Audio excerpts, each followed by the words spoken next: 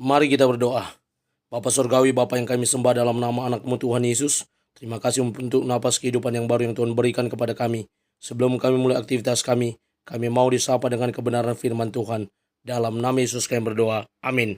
Sapaan rohani buat kita pada pagi hari ini, Minggu 9 Juni 2024. Saya ambil dari kitab 1 Samuel pasal yang ke-8 ayat yang ke-7. Demikian kesaksian firman Tuhan. Tuhan berfirman kepada Samuel, dengarkanlah perkataan bangsa itu dalam segala hal yang dikatakan mereka kepadamu, sebab bukan engkau yang mereka tolak, tetapi akulah yang mereka tolak, supaya jangan aku menjadi raja atas mereka. Tuhan menguatkan hambanya. Ibu bapa saudara terkasih, dalam nama Tuhan kita Yesus, yang namanya hamba Tuhan adalah juga manusia yang bisa saja terluka, yang bisa saja ngambek, yang bisa saja marah, yang bisa saja emosional yang meluap-luap. Dan itu pula yang berlaku kepada Samuel, tidak lepas dari perannya sebagai hamba Tuhan, sebagai nabi, sebagai imam pada saat itu. Samuel yang merasa tertolak karena apa? Bangsa Israel mendatanginya dengan meminta kepada Samuel untuk memilih seorang raja yang akan memimpin bangsa Israel. Penolakan ini didasarkan karena anak-anak Samuel tidak berbuat sebagaimana Samuel memimpin bangsa itu. Anaknya lebih korup, anaknya tidak takut akan Tuhan, yang membuat hal-hal yang tidak berkenan di hadapan bangsa itu, terlebih lagi pasti di hadapan Tuhan, sehingga mereka meminta agar Samuel memilihkan seorang raja yang akan memimpin bangsa Israel.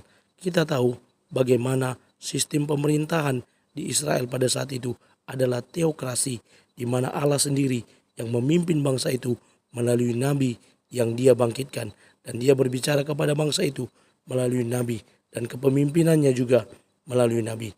Pada Natsapaan rohani hari ini kita diingatkan bagaimana Allah menguatkan hambanya, yaitu Samuel, ketika dia merasa tertolak, ketika dia merasa kecewa dengan bangsa itu.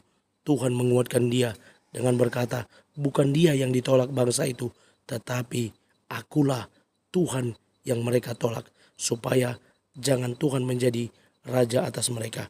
Karena itu Tuhan menguatkan hambanya Samuel, sehingga dia tetap kuat dan mengikuti apa yang diminta bangsa itu, memilihkan seorang raja bagi bangsa itu. Dan benar saja di ayat yang berikut, di pasal yang berikut, kita melihat bagaimana Saul dipilih menjadi raja untuk memimpin bangsa Israel. Dan kita tahu bagaimana kepemimpinan Saul kemudian harus digantikan oleh Daud.